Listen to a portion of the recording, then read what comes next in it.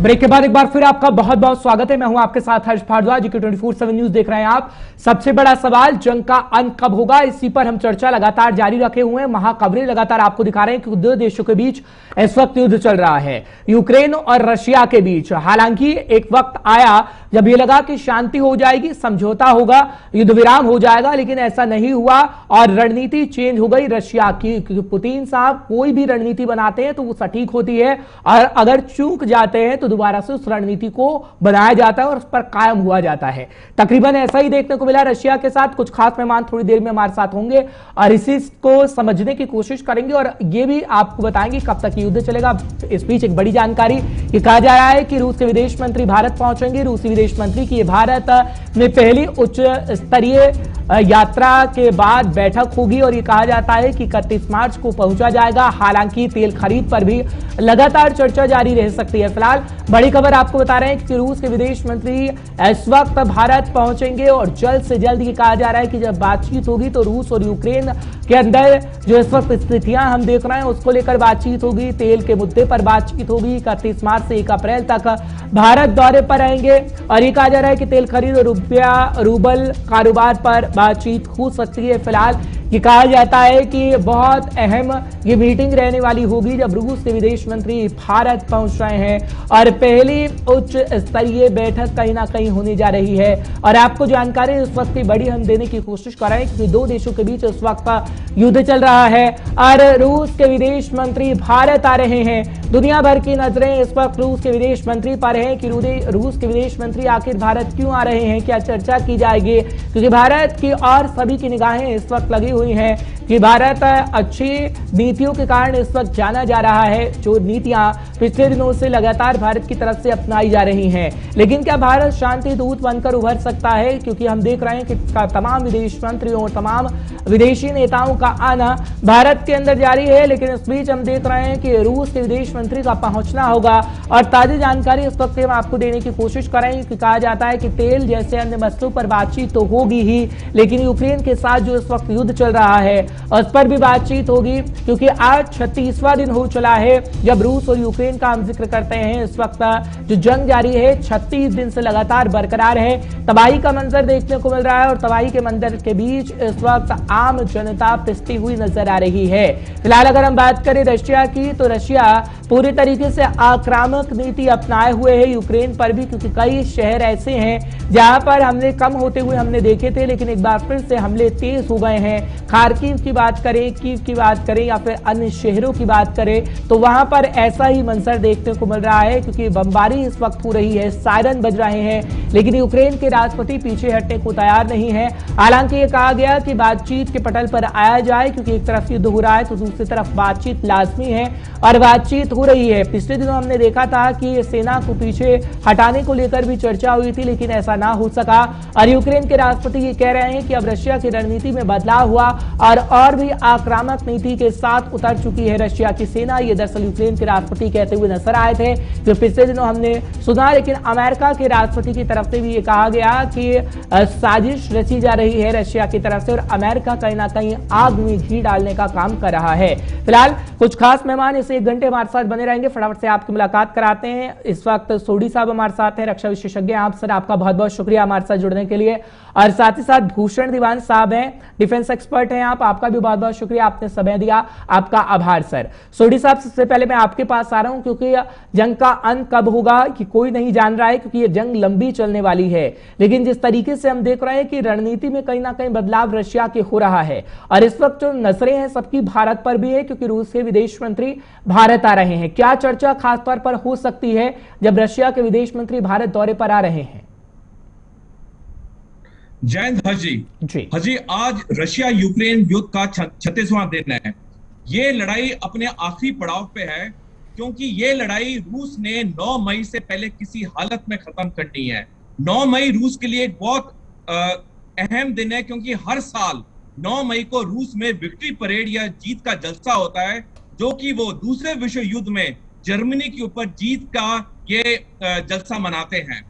अभी जहां तक प्रश्न है कि जो रूस के विदेश मंत्री हैं सर्गी लावरोव, जो आज भारत आ रहे हैं 2 दिन के दौरे पे, इनके 2 मुख्य कारण होंगे। एक तो है जो तेल का खरीदना, जो भारत ने ऐलान किया था कि हम तेल खरीदेंगे, और जो अप्रैल के पहले हफ्ते में रूस से तेल चलना है भारत के लिए, उसके ऊपर चर्चा होगी, उसके पेमेंट के ऊपर चर्चा होगी।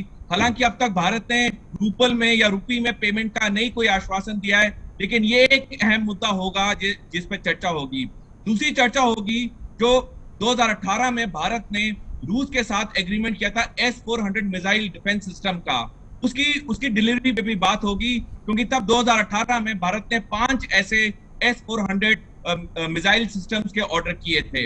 इसके अलावा जो रूस के विदेश मंत्री हैं वो भारत को भी धन्यवाद करेंगे कि भारत कोई अपने इंटरनेशनल प्रेशर में नहीं आया, अंतर्राष्ट्रीय प्रेशर में नहीं आया। अमेरिका ने पूरी कोशिश की कि भारत ये रूस की लड़ाई को, रूस को दोषी ठहराए, लेकिन भारत ने अपने जमीन पे अटल रहे। उन्होंने कहा हम किसी देश के साथ नहीं है, हम चाहते हैं ये लड़ाई बातचीत के थ्रू खत्म हो और ये लड़ाई जल्दी से जल्दी खत्म हो। हर्ष जी, मैं एक और बात बताना चाहूंगा। हालांकि भारत ना अमेरिका के साथ है ना रूस के साथ है, लेकिन हमें इतिहास नहीं भूलना चाहिए, खासकर उस वक्त जब हमारा कोई मुश्किल वक्त में किसने हमारी मदद की। 1971 में जब भारत और पाकिस्तान की लड़ाई चल रही थी, उस वक्त हालात ऐसे थे कि अमेरिका पाकिस्तान का बहुत अच्छा दोस्त था, क्योंकि पाकिस्तान अमेरिका से बहुत हथियार खरीदता था। जब भारत और पाकिस्तान की 1971 की लड़ाई चल रही थी, तब अमेरिका ने अपनी नेवी की US 7th fleet bay of Bengal में भेजी और रूस ने अपनी पनडुब्बियां अरेबियन सी में भेजी। उसका यह नतीजा हुआ कि जो अमेरिका की 7th फ्लीट थी नेवी की, वो मुड़ के वापस चली गई। तो हमें यह भी नहीं भूलना चाहिए कि हमारे बुरे वक्त में जिसने हमारा साथ दिया वही हमारा हमेशा सच्चा दोस्त होता है। भूषण दीवान साहब, मैं आपके पास आ रहा हूं इसी सवाल को आगे बढ़ाते हुए, क्योंकि जब रशिया के विदेश मंत्री साहब भारत आ रहे हैं तो अमेरिका को हम देख रहे हैं कि अमेरिका भी अपना विशेष जो राजदूत है वो भारत के अंदर पहले ही भेज देगा। ये जानकारी कहीं ना कहीं मिल रही है।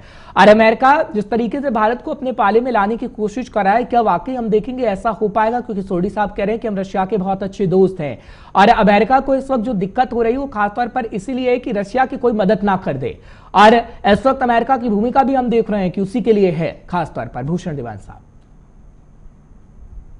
बिल्कुल हर्ष जी, उनका डिप्टी NSA दिलीप सिंह भी आ रहे हैं, आने वाले हैं भारत में। भारत के लिए बहुत ही अच्छा मौका है कि दोनों तरफ से, रूस भी अमेरिका भी हमारे साथ जुड़ना चाहता है, हमारे से फेवर चाहता है। ये मौका हमारे लिए ये है कि सारी उम्र हमने रूस से मैक्सिमम वेपन्स आर्मामेंट्स लिए हैं। अभी हमारे लिए मौका ये है कि हम अमेरिका से कहें कि आपसे हमें वेपन्स नहीं चाहिए, वेपन्स नहीं चाहिए जी। इंडिया में करा मैन्युफैक्चरिंग अमेरिका में करा कर नहीं देता है। बड़ी बड़ी डिफेंस इंडस्ट्री हमारे खड़ी नहीं होती है। मैं जैसे एक्स वाइस प्रेसिडेंट हूँ TCS का, टाटा का। IT कंपनियां जितनी बड़ी हैं इंडिया में, क्यों अमेरिका ने हमें सपोर्ट किया, हमसे सब खरीदा, IT सर्विसेज खरीदी। सेम वे यहाँ उनके मैकडॉनल्ड्स, उनके रेथियन, उनके बोइंग्स, उस टाइप की बड़ी बड़ी कंपनियां अमेरिकन मदद से इंडिया में बने। हमारी ऑर्डिनेंस फैक्ट्री तो ऑलरेडी है, हमारी DRDO ऑलरेडी है। तो ये हमारे लिए मौका है कि हमने दोनों को अनॉय नहीं करना है, दोनों में चाहते हैं और हमारा पल्ला ऊंचे हाथ ऊपर है। यहाँ पे डिफेंस मैन जी बनाए तो इसमें रूस को भी इतराज नहीं है। क्यों? 50% ज्यादा आज हमारा डिफेंस सिस्टम रूस से है, जो स्पेयर्स हैं सब कुछ आते रहेंगे। तो रूस क्या कहेगा, ठीक है आप उनसे मैन्युफैक्चर करा रहे हो, 5 साल 10 साल लगेंगे, आप हमसे ले रहे हो, तो दोनों तरफ हमने लेके चलना है, दोनों को साथ लेके चलना है और हमने अपना राष्ट्रीय हित सर्वोपरि रखना है। बिल्कुल, कहीं ना कहीं ये जरूरी भी हो जाता है, क्योंकि राष्ट्र हित सबसे पहले होना चाहिए। सोडी साहब, अब बात करते हैं यूक्रेन की खासतौर पर, क्योंकि यूक्रेन के राष्ट्रपति को हम देख रहे हैं ना कैसे बयानात आ रहे हैं, और क्या वाकई रशिया की रणनीति में बदलाव हुआ है? क्योंकि एक स्टेप पीछे हटने की बात जरूर रशिया की तरफ से की गई थी, जब तुर्की के अंदर हमने देखा कि बातचीत हुई, लेकिन ऐसा हुआ नहीं। एक स्टेप पीछे हुआ गया तो 2 स्टेप आगे हो गया रशिया। और क्या वाकई जो रणनीति में बदलाव हुआ है उसका असर ये देखने को मिल रहा है? और हम कहेंगे कि कुछ शहरों में तो रशिया का झंडा लहरा भी रहा है, कुछ और शहरों में भी लहराएगा। जिस तरीके से 3 हिस्सों में बंटने की बात इस वक्त यूक्रेन के लिए कही जा रही है कि 3 हिस्सों में इस वक्त यूक्रेन बंट चुका है। सोडी साहब। हर्ष जी, जब 24 फरवरी पिछले महीने रूस ने यूक्रेन पे हमला बोला तो पुतिन, जो कि केजीबी में एक लेफ्टिनेंट कर्नल थे और वहां से इस्तीफा देके वो रूस की राजनीति में आए थे। पुतिन पूरी अच्छी तरह समझते हैं कि फौजी सिखलाई क्या होती है और राजनीति कैसे चलाते हैं। तो ये जो उन्होंने लड़ाई प्लान की, उनका मकसद पहले था मैं 7 से 10 दिन में कब्जा कर लूं, क्योंकि उनको लगा कि यूक्रेन ने अपनी बॉर्डर पे तो सेना तैनात नहीं की है जैसे कोई भी प्रोफेशनल आर्मी की ट्रेनिंग होती है, और दूसरा उनको लगा कि यूक्रेन के जो 30% लोग हैं वो उनका झुकाव रूस की तरफ है क्योंकि वो रूसी भाषा बोलते हैं, तो वो पूरे मेरा समर्थन करेंगे और मेरे को 7 से 10 दिन से ज्यादा नहीं लगेगा यूक्रेन पे कब्जा करने के लिए। लेकिन ऐसे नहीं हुआ, क्योंकि ज़ेलेंस्की ने थोड़ी अक्लमंदी ये की कि उसने अपनी जो फौज थी वो जानता था कि मेरी फौज रूसी सेना से कमजोर है नंबरों में भी और इक्विपमेंट में भी, तो उसने अपनी फौज को अपने शहरों के अंदर रखा और सिविलियंस को वहां पे ढाल बना के रखा और सिविलियंस को हथियार दिए, तो सिविलियन ने भी इस लड़ाई में हिस्सा लेना शुरू किया। इससे क्या हुआ कि पुतिन की जो रणनीति थी 7 से 10 दिन में कब्जा करने की यूक्रेन को, वो डिले हो गई और लड़ाई आज 36वें दिन में पहुंच गई है। लेकिन हमें एक और चीज याद रखनी चाहिए कि पुतिन का जो लक्ष्य है वो लक्ष्य बहुत क्लियर है उनको, और हालांकि 36 दिन लग गए हैं लेकिन वो अपने लक्ष्य की तरफ पहुंच रहे हैं। हालांकि उनका जो मेन लक्ष्य है ज़ेलेंस्की को सत्ता से हटाना, वो तो अब नजर नहीं आ रहा। लेकिन एक चीज जरूर है कि पुतिन ने यूक्रेन में इतनी बर्बादी कर दी है कि यूक्रेन को 25 से 30 साल लगेंगे दोबारा अपने पैरों पे खड़े होने के लिए। यूक्रेन के 1119 सिविलियन मारे जा चुके हैं, 14,000 यूक्रेनी सेना के जवान मारे जा चुके हैं, और यूक्रेन का $600 बिलियन का जो बर्बादी हो गई है। उसी तरफ रूस की भी रोज यूक्रेन में $20 बिलियन का खर्चा आ रहा है। तो ये सारी चीजें देखते हुए ये पुतिन ने अपनी रणनीति में बदलाव तो जरूर रखा है, क्योंकि किसी भी लड़ाई में जो भी प्लान बनता है वो टाइम टू टाइम वो चेंज होता है, रिव्यू होता है, नए नए प्लान बनते हैं। बिकॉज लड़ाई को हम शुरू से एक बार प्लान कर सकते हैं, लेकिन हर दिन जो लड़ाई होती है वो हर दिन कुछ नई चीजें सामने आती हैं। जो तो कमांडर होते हैं, मिलिट्री कमांडर होते हैं ग्राउंड पे, उनको अपने प्लान्स में चेंज करना पड़ता है। तो ये कोई भी लड़ाई का, कोई भी जंग का एक हिस्सा होता है जहां पे जो कमांडर होते हैं उनको ये plan day to day change करना पड़ता है। ठीक है भूषण दीवान साहब, क्योंकि अगर हम देखें रशिया को तो प्लानिंग में अब चेंज धीरे धीरे आ रहा है, क्योंकि पिछले दिनों तो हमने देखा था कि न्यूक्लियर पावर के इस्तेमाल की बात भी कही गई थी, लेकिन जैसे जैसे दबाव बढ़ता गया पुतिन साहब पे तो उनकी रणनीति कहीं ना कहीं चेंज होती नजर आई। हालांकि अगर हम बात करें तो पुतिन अपने फैसले से कभी पीछे नहीं हटते हैं और ना ही यूक्रेन के मसले पर पीछे हटेंगे। लेकिन हाँ, हम ये देख रहे हैं कि अमेरिका जिस तरीके से पाबंदी लगा रहा है और अमेरिका जिस तरीके से रूस को लेकर काम कर रहा है, रशिया भी अमेरिका को लेकर कहीं ना कहीं काम कर रहा है। यूक्रेन को लेकर तो काम कर ही रहा है, लेकिन अमेरिका को लेकर भी काम कर रहा है। जिस तरीके से रूबल का जिक्र हम करें या फिर तमाम तेल के व्यापार की बात करें तो किस तरीके से वो देशों से कह रहा है कि आप हमारे से तेल लीजिए, हम आपको देंगे सस्ते दरों में। क्या कहेंगे इस विषय पर? क्या दोनों तरफ से काम किया जा रहा है? बात अगर अमेरिका की करें, यूक्रेन की करें या फिर रशिया की तरफ से? हर्ष जी, मैं आपके प्रश्न का जवाब 3 भागों में दूंगा। पहले तो युद्ध के हिसाब से बिल्कुल ठीक है, रणनीति बदली है पुतिन ने। क्यों? कीव में उन्होंने कह दिया है कि हम फुल फोर्स से आगे नहीं आएंगे। किसने कहा है? पुतिन ने कहा है। हम डोनबास पे फोकस रखेंगे और पूरा ईस्टर्न पोर्शन हम हमारे कब्जे में ले लेंगे। और ये क्यों हुआ है? ज़ेलेंस्की ने भी बोला है, जो तुर्की में बात हुई है 2 दिन पहले, यही बोला है कि हम तैयार है लिख के देने को कि हम नेटो के पास नहीं जाएंगे और नेटो की मिसाइल्स अपनी धरती पे नहीं लगाएंगे आपके पर खिलाफ। तो ये तो मेन एम उसका था, उसका ये पहला चीज। सेकेंड चीज ये है, मैंने आपकी शो में भी कई बार यही कहा है, यही चीज कही है कि इस रूस यूक्रेन युद्ध से 2 बड़े प्रभाव होने वाले हैं, बहुत दूरगामी प्रभाव। पहला प्रभाव तो क्या है, जो सामरिक समीकरण है यूरोप के अंदर और वर्ल्ड दुनिया के अंदर, वो काफी बदलेंगे। कारण अमेरिका की ताकत तो है, इन्फ्लुएंस प्रभाव जो कम होगा। कारण क्या है कि अभी यूरोप के सारे नेशंस ने, जर्मनी ने $100 बिलियन डिफेंस के लिए शुरू किया खर्च करना। जापान भी कह रहा है उधर कि हमें खुद का न्यूक्लियर पावर चाहिए और हम अमेरिका के अम्ब्रेला पे नहीं रह सकते। तो मतलब अमेरिका का प्रभाव कहीं ना कहीं कम होगा। इस सामरिक इसका रूस यूक्रेन का युद्ध चल रहा है, ये इसका होने वाला है। और सबसे बड़ी बात, जो अमेरिका का एक छत्र राज है, उसके डॉलर का दुनिया में एक छत्र राज है कई सालों से। वो क्या है? हर पेमेंट जो है डॉलर में होती है। तो स्विफ्ट सिस्टम है, Swift SWIFT Swift, society for world wide inter bank fund transfer, वो सब डॉलर में होती है। तो मैं अगर रूस को कुछ चीज लेता हूँ, रूस से पेट्रो डॉलर्स में लेता हूँ, डॉलर्स में भुगतान करना पड़ता है, तभी डॉलर की अहमियत है, वो अहमियत खत्म होगी। उस अहमियत को पहली चोट लग गई है। आज जो हमारे रूस के फॉरेन मिनिस्टर आ रहे हैं और रूस ने ये भी हमारे साथ यही कह रहे हैं कि हमसे पेट्रोल ले, ऑयल ले, किसमें ले? रूबल डिनोमिनेशन में ले। उन्होंने अपना एक सिस्टम बनाया है, एक फ्रेमवर्क बनाया है, उसमें ट्रांसफर होगी स्विफ्ट से हट के। और यूरोप को भी उन्होंने कह दिया है कि हम आपको 2-4 दिन के अंदर जो है ये गैस जो है फ्री तो दे नहीं सकते, आप या तो रूबल में पे करिए या 5000 रूबल्स इज इक्वल टू 1 तोला गोल्ड, 1 ग्राम गोल्ड, उसमें आप पे करिए, या गोल्ड में करिए या रूबल में करिए। तो क्या मतलब? रूबल का वर्चस्व आगे बढ़ेगा, नई करेंसी सामने आएगी और इकोनॉमिक प्रभाव दुनिया में जो रूस का है वो भी धीरे धीरे कम होगा। ये दूसरा पहलू है सामरिक, और दूसरा ये इकोनॉमिक आर्थिक पहलू। बिल्कुल सही कह रहे हैं आप। फिलहाल एक बड़ी खबर आ रही है, अपने दर्शकों को देता हूं, फिर आप लोगों के पास आता हूं। यूक्रेन पर रूस की भीषण बमबारी लगातार जारी है और जानकारी आपको दे दें, डोनबास पर बड़े हमले की तैयारी कर रहा है रूस। जेलेंस्की साहब की तरफ से कहा गया, यूक्रेन के राष्ट्रपति कह रहे हैं कि हमें किसी पर भरोसा नहीं है, हम अपनी जमीन के लिए लड़ते रहेंगे। ये जेलेंस्की की तरफ से कहा जा रहा है। लगातार जो जानकारी इस वक्त हम आपको दे रहे हैं, यूक्रेन पर रूस की भीषण बमबारी लगातार जारी है और डोनबास पर बड़े हमले की तैयारी कर रहा है रूस। ये जेलेंस्की की तरफ से कहा जा रहा है और जेलेंस्की कह रहे हैं कि हमें किसी पर भरोसा नहीं है, हम अपनी जमीन के लिए लड़ते रहेंगे। फिलहाल 2 रक्षा विशेषज्ञ लगातार मेरे साथ जुड़े हुए हैं। सोडी साहब, मैं आपके पास आ रहा हूं, आखिर कब तक यूक्रेन के राष्ट्रपति की तरफ से लड़ा जाएगा?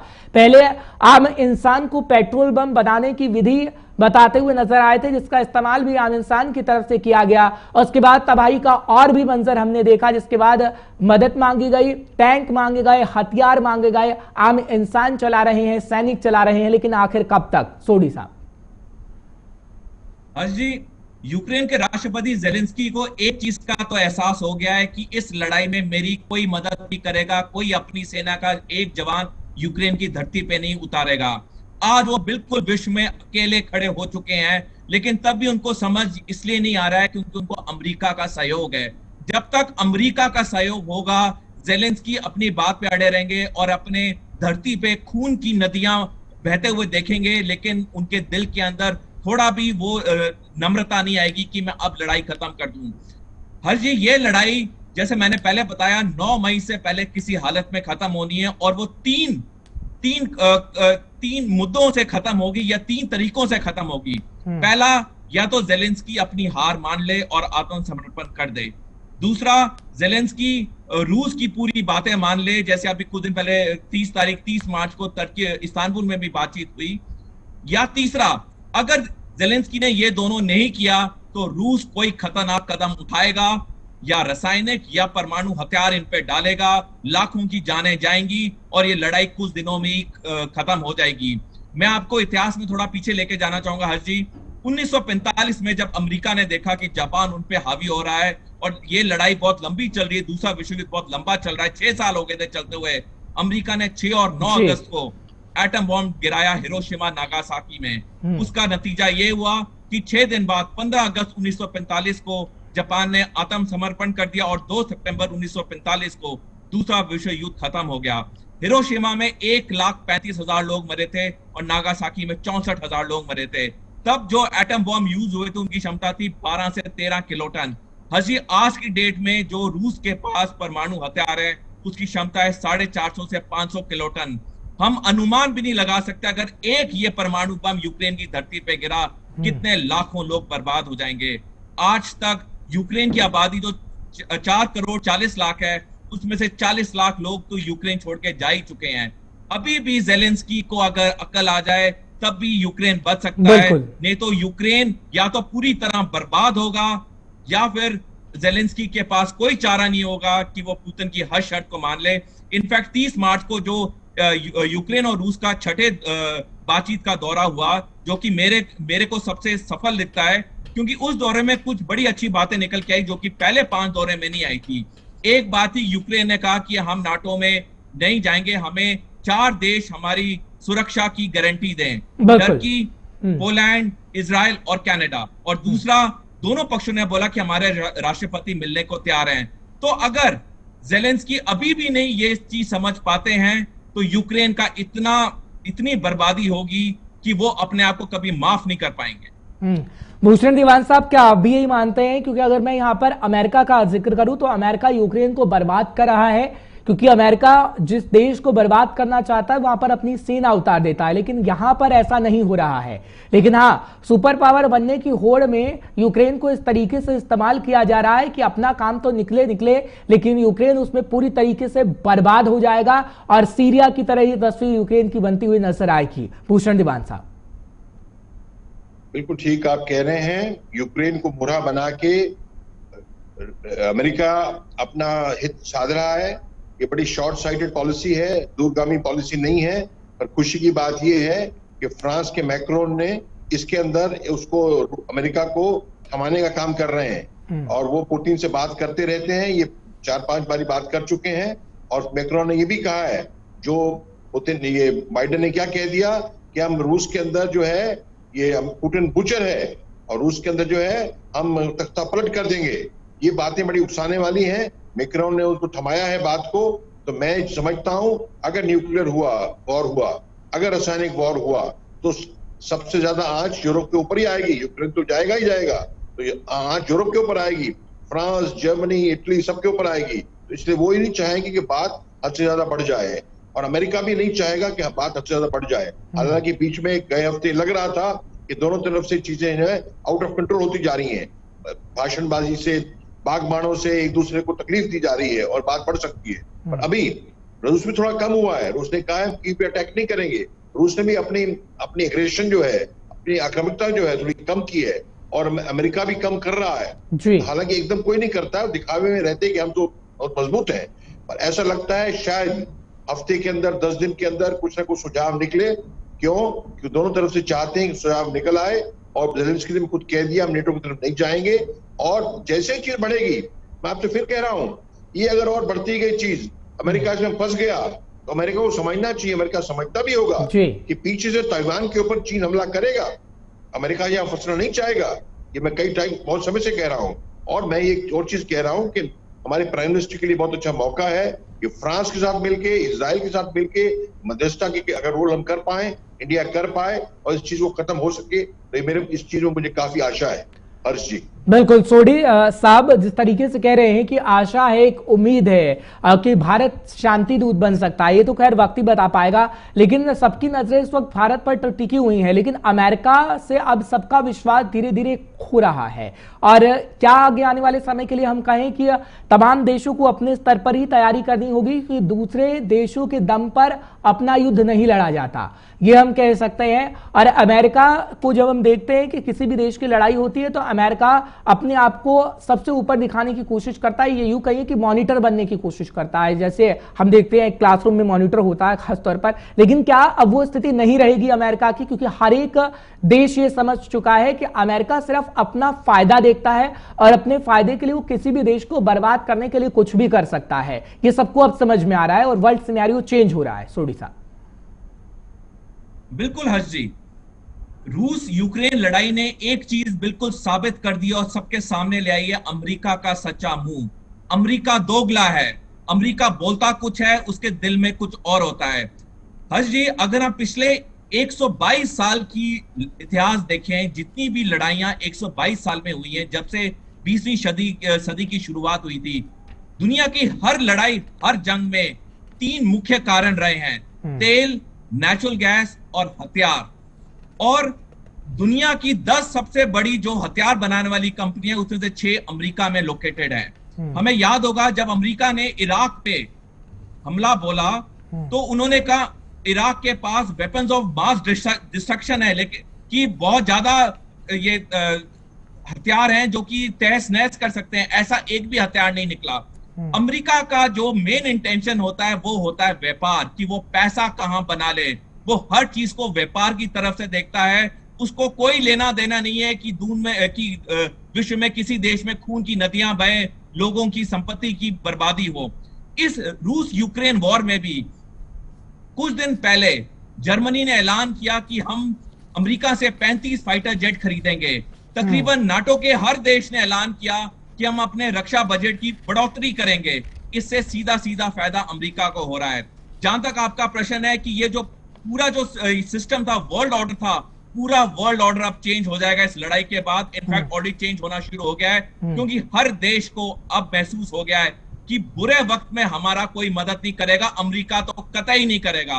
अगर हमने अपनी सुरक्षा करनी है तो हमने खुद करनी है, या हमने ऐसे लोगों के साथ सहायता लेनी है जो कि व्यापार नहीं देखते, जो कि दिल से मदद करते हैं, जैसे भारत है।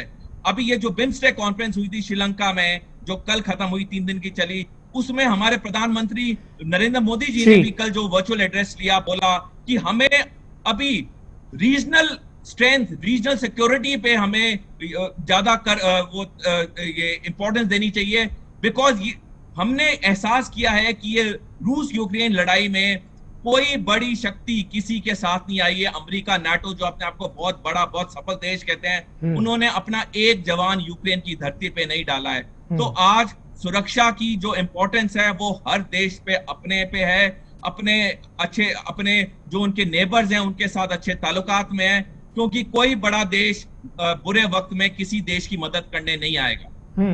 भूषण देवान साहब, अगर मैं बात करूं ताइवान को लेकर, क्योंकि इस वक्त ताइवान को लेकर भी चर्चा चल रही है, क्या आगे आने वाले समय के लिए हम देखेंगे कि ताइवान को खुद ही मजबूत होना होगा? क्योंकि पिछले दिनों जब गहमागामी हुई तो अमेरिका आंखें दिखाते हुए चीन को नजर आया, जब ताइवान को भरोसा हो गया कि अगर हमारे पे चीन कब्जा करता है, कुछ भी ऐसी स्थितियां होती हैं तो अमेरिका हमारा साथ देगा। लेकिन जो चीन खामोशी से अभी रणनीति बना रहा है, क्योंकि उसका मकसद ही है ताइवान को हासिल करने का, क्या हम देख रहे हैं कि अमेरिका पर आगे आने वाले समय में कोई विश्वास नहीं करेगा और चीन आगे अपनी रणनीति बनाएगा, ताइवान को हासिल कर लेगा और अमेरिका कुछ नहीं कर पाएगा? इनफैक्ट हर्ष जी, 2 बातें हैं। अमेरिका शायद कुछ करना ना भी चाहे। बिल्कुल। देखिए, अमेरिका का जो व्यापार है, आर्थिक सिस्टम है पूरा, वो चाइनीज चीप मैन्युफैक्चरिंग के ऊपर, सस्ते दाम, सस्ते माल के ऊपर बैठा है। तो ट्रेड के हिसाब से अमेरिकन बिजनेसमैन जो हैं वो चीन से तोड़ना नहीं चाहेंगे। हालांकि वो अभी तो हट रहे हैं वहां से, चीन से हट रहे हैं, क्योंकि चीन उनको सख्ती बढ़ा रहा है अमेरिकन कंपनीज की चाइना के अंदर। पर मेरी समझ में, देखिए, जिसे कहते हैं ना, चर्चिल ने कहा, there are no permanent friends, there are no permanent enemies, there are only permanent interest. तो इंटरेस्ट परमानेंट है इनके आपस में। वो इंटरेस्ट के चलते क्या होने वाला है, हर एक इंटरेस्ट, आर्थिक इंटरेस्ट होते हैं, चाहे वो आर्मामेंट बनाने का हो, चाहे ट्रेड का हो, चाहे पेट्रो डॉलर का हो। तो ताइवान जो है, जैसे यूक्रेन है, एक मोरा बन के रह गया, ताइवान भी ऐसा मोरा बन के रह सकता है, वो बड़ा मुश्किल हो जाएगा। और दूसरी बात, जितना टाइम बढ़ता जा रहा है, चीन क्या कर रहा है, एक सेकंड चैनल होती है। सेकंड चैनल क्या है, चीन जो है ताइवान के अंदर कई इंटेलेक्चुअल मूवमेंट खड़ी कर रहा है, जिससे वो लोग खुद ब खुद ज्वाइन करने को हो जाए। तो मेरी समझ में तो ये आ रहा है कि बिना लड़ाई के या लड़ाई के साथ, देर सवेर गाय बगाए, ताइवान जो है चीन में मिल जाएगा, वो टीटीसी हो जाएगी, जैसे हांगकांग का हुआ था, स्पेशल स्टेटस वगैरह। ज्यादा दिनों तक, ज्यादा सालों तक ताइवान अलग से हट के मजबूत नहीं रह सकता है, मेरी समझ में। बिल्कुल। और कहना चाह रहा हूं मैं, ये जो एक चीज छोटी कह हर्ष जी, सामरिक बातें जो है एक्चुअल पावर की, किसके पास पावर ज्यादा है, आर्मामेंट ज्यादा है, ये तो ठीक है। पर जो यूएनओ सिस्टम है, वर्ल्ड का यूएनओ सिस्टम है, जो फॉर्मल सिस्टम है, जो 5 देशों के पास वीटो है यूएनओ के, जो बना हुआ है। फर्स्ट वर्ल्ड वॉर के बाद लीग ऑफ नेशंस बना, 1919 में बना, 1945 में सेकंड वर्ल्ड वॉर के बाद यूएनओ बना। ये भी बदलेगा, बदलना पड़ेगा। उसके अंदर इंडिया, जर्मनी, ब्राजील, जापान जैसी कंट्री आएंगी। ये अगर नहीं बदलता है, ये चीज रहेगी क्या कि रूस, अमेरिका, किसी को लीबिया पे अटैक कराना है तो यूएनओ रेजोल्यूशन पास करा लो, इराक पे अटैक कराना है तो यूएनओ घर की बपौती समझ के कुछ भी करा लो, तो वो भी बदलेगा। ये भी सुगबुगाहट शुरू ऑलरेडी हो चुकी है इस लड़ाई से, ये भी आगे चीज आएगी। ठीक है सर, मैं आपके पास लौट रहा हूं, मुझे मजबूरन एक ब्रेक लेना होगा। कर्नल सतपाल राघव साहब भी हमारे साथ जुड़ गए हैं। सर बहुत बहुत शुक्रिया। हमारे साथ आ रही है कि रूस जो है, कम से कम उसने भी दिखाया है भाई, हम पूरा कीव को निगलना नहीं चाह रहे, हम डोनबास पे आ गए हैं, तो थोड़ा वो भी नीचे उतरे हैं। और जेलेंस्की ने भी कहा है परसों टर्की में कि ठीक है, हम नेटो की तरफ नहीं जाएंगे। अमेरिका ने भी जो कहानी की पुतिन ने, बाइडेन ने, कि ये बुचर है, हम तख्ता पलट करा देंगे रूस में, वो भी थोड़े ठंडे हुए। मैक्रोन भी काम कर रहे हैं। तो कुल मिला के ऐसा लग रहा है कि शायद धीरे धीरे टेम्परेचर कम हो रहा है। हाँ, अब आप कहेंगे रूस ने अटैक बढ़ा दिए, नेचुरली उन्होंने वॉर को जल्दी खत्म करना है, वॉर एम में यही होता है कंसंट्रेशन ऑफ पावर एक जगह पे करके खत्म करो और उसको डोनबास दे के तभी मुकम्मल होगा जब लिमिटेड विक्ट्री हो जाए और दोनों पूरी तरह थक के गिव अप करें, तभी बात होगी आगे। हर्ष जी, संतपाल जी, क्या वाकई हम देख रहे हैं जो टारगेट को पूरा करने की कोशिश की जा रही है अब चारों तरफ से रूस आक्रामक हो गया है, क्योंकि सबमरीन की बात करें वो हम देख रहे हैं, पानी के अंदर हो या फिर बाहर जमीन पर हम देख रहे हैं, आसमान के ऊपर से हम देख रहे हैं। और क्या वाकई आगे आने वाले समय में जिस तरीके से सोहली साहब कह रहे हैं कि 9 मई का वो वक्त होगा जब हम देखेंगे कि युद्ध विराम होता हुआ नजर आएगा और 9 मई तक अपने मकसद में कामयाबी पा लेगा रूस, क्या वाकई हम ऐसा देखेंगे कि 9 मई तक रशिया पूरी तरीके से कीव पर कब्जा भी कर सकता है और युद्ध विराम हो सकता है?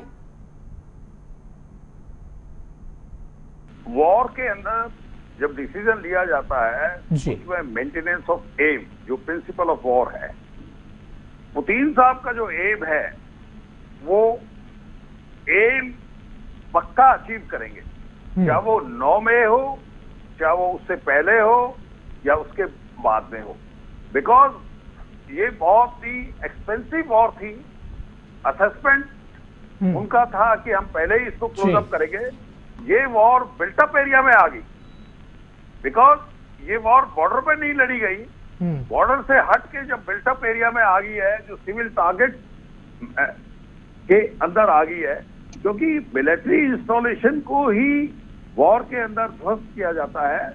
जिनेवा कन्वेंशन में सिविलियंस पर कोई कैजुअलिटी नहीं होनी चाहिए। ये रशिया के लिए एक बहुत बड़ी प्रॉब्लम है।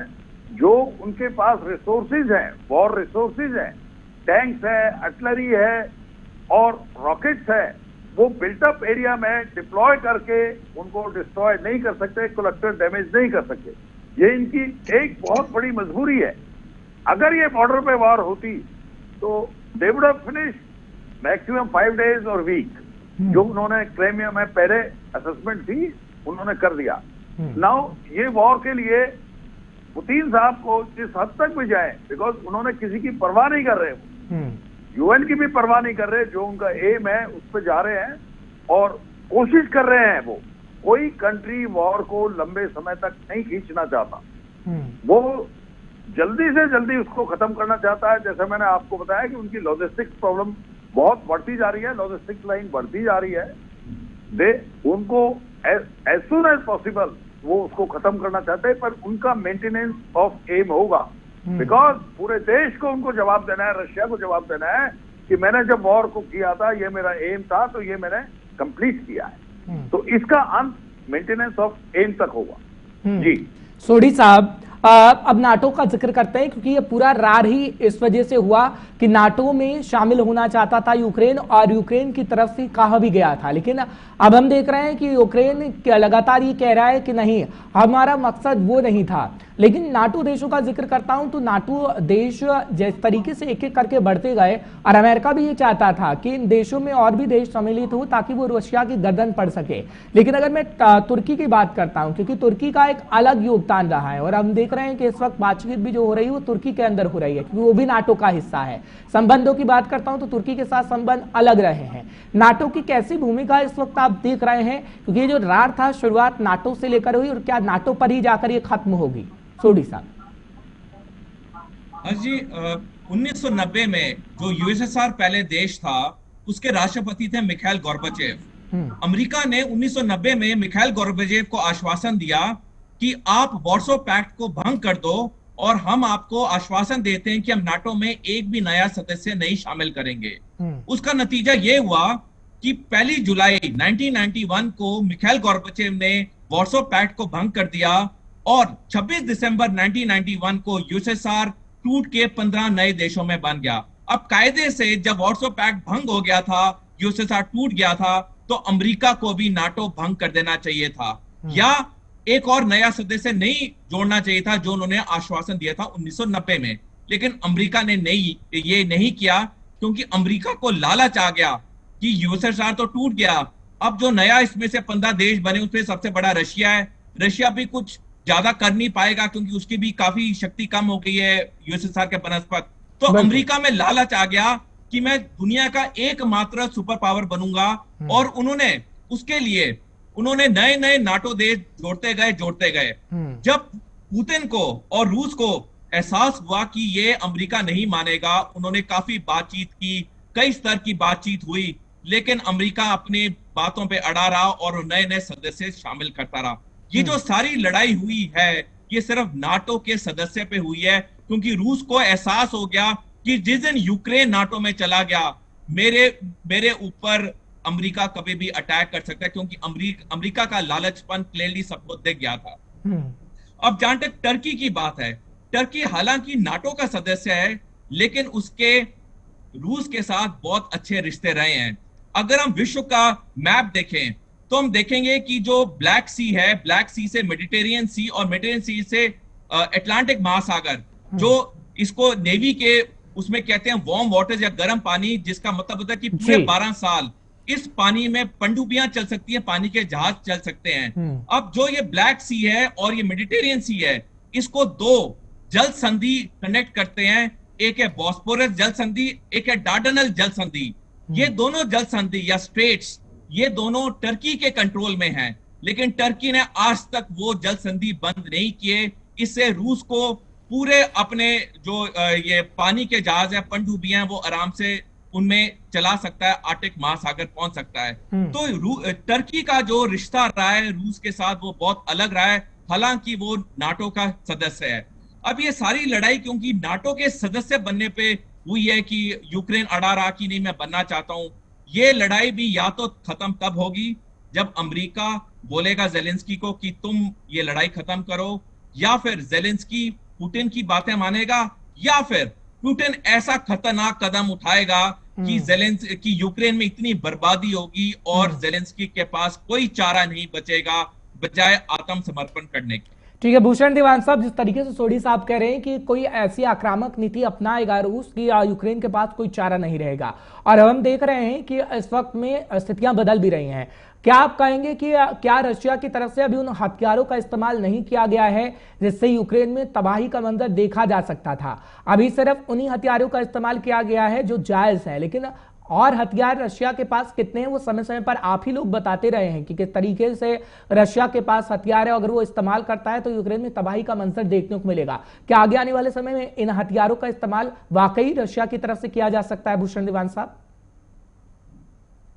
बिल्कुल, अगर 8, 10, 12 दिन के अंदर ये चीज किसी आर या पार के मुकाम पे नहीं पहुंचती है और ये सीज फायर नहीं होता है तो रूस अपना काम अचीव करने के लिए वो उस हद तक रुक जाएगा।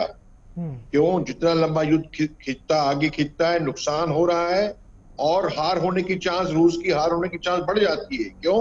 NATO countries, Baltic state, Sweden, UK armament दे रहे हैं, आर्मामेंट सबसे सपोर्ट कर रहे हैं यूक्रेन को। तो जल्दी से जल्दी इसको अगर खत्म नहीं किया जाता है तो स्थिति कॉम्प्लिकेट हो जाएगी।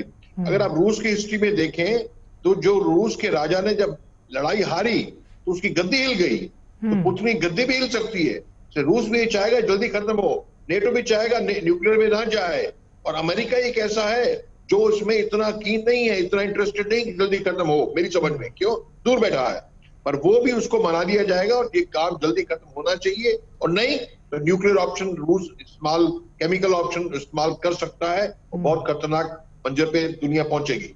ठीक है सतपाल साहब, क्या वाकई जो भूषण दीवान साहब कह रहे हैं वो सही है कि आगे आने वाले समय में न्यूक्लियर पावर का इस्तेमाल भी रशिया की तरफ से किया जा सकता है? क्योंकि अगर ऐसा हुआ तो तमाम देशों की बर्बादी होगी। सर, पहले का सिनेरियो कुछ और था, लेकिन ये 2022 का वक्त है और लगभग सभी देश हम देख रहे हैं कि परमाणु संपन्न देश हैं। अगर एक भी इसका इस्तेमाल कर सकता है तो स्थितियां क्या हो सकती है वो आप ही अच्छे से बता पाएंगे, क्योंकि रक्षा विशेषज्ञ आप ही लोग हैं। सतपाल साहब, ये जो परमाणु हमले हैं वो डिटरेंस के तौर पे और उनको घुटनों पे लाने के तौर पे ये सब किया जाएगा, ऑप्शंस अवेलेबल है। लेकिन ये लास्ट ही कोई ऑप्शन होगा, पर इसका जो है वॉर के अंदर डिटरेंस या स्टेटमेंट देना ये यूज किया जाएगा। और परमाणु जो युद्ध है आप देख सकते हैं सेकेंड वर्ल्ड वॉर में इसका डैमेज जो है बहुत ही सीवियर डैमेज है, तो ये एक लास्ट ही ऑप्शन होगा। और पर इसको जिस दिन से वॉर शुरू हुई है ये हर जगह इसकी चर्चा हुई है, उनके न्यूक्लियर स्टेशन से भी चर्चिल में उसको भी कब्जे में लिया गया है। पर रशिया, सबको वर्ल्ड को मालूम है कि परमाणु संपन्न देश है, डिलीवरी उसकी बड़ी है, उसके पास क्षमता है, पर ये एक लास्ट ही ऑप्शन होगा। जी बिल्कुल, कहीं ना कहीं आप सही कह रहे हैं कि आखिरी ऑप्शन के तौर पर हो सकता है, लेकिन ऐसा सिनेरियो बनता हुआ अभी फिलहाल के लिए नजर नहीं आ रहा है। फिलहाल आप तीनों का बहुत बहुत शुक्रिया। समय मेरे पास इतना ही था, माफी चाहता हूं। सोडी साहब आपका भी, भूषण दीवान साहब आपका भी, और संतपाल साहब आपका भी बहुत बहुत शुक्रिया। फिर जरूर मुलाकात होगी, हम बातचीत करेंगे। फिलहाल रक्षा विशेषज्ञ बताने की कोशिश कर रहे थे और बारीकी से विश्लेषण कर रहे थे कि क्या आगे आने वाले समय में हो सकता है, क्योंकि दो देशों के बीच जंग चल रही है तो सभी देशों पर इसका असर पड़ रहा है। लेकिन जो चर्चा का विषय इस वक्त है वो आज का है, जब रशिया के विदेश मंत्री भारत दौरे पर आ रहे हैं, और क्या चर्चा रहेगी वो जरूर आज हम आपको बताएंगे, क्योंकि यही चर्चा का विषय रहेगा, यही मुद्दा रहेगा। महा कवरेज हमारी लगातार जारी रहेगी। एक छोटा सा ब्रेक लेना होगा, ब्रेक के उस पार खबरों का सिलसिला जारी रहेगा।